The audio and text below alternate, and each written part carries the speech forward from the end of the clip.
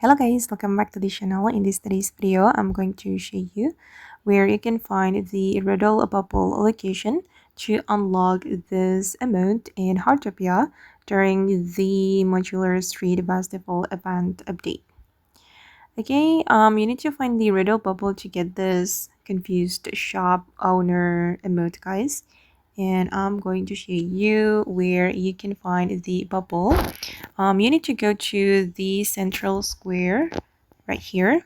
Specifically, go to the Dorothy store right here, and you will see the bubble. This one, guys.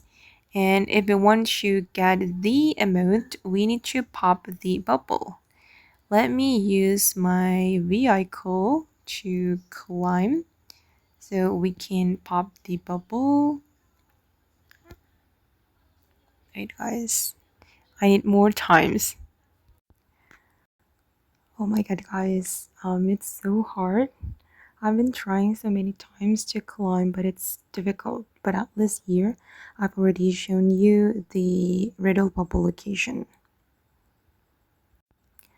Okay, guys, and that's how you can find the Riddle bubble location for week 2 to get the emote. I hope this video will be useful for you. Thank you so much for watching, and bye.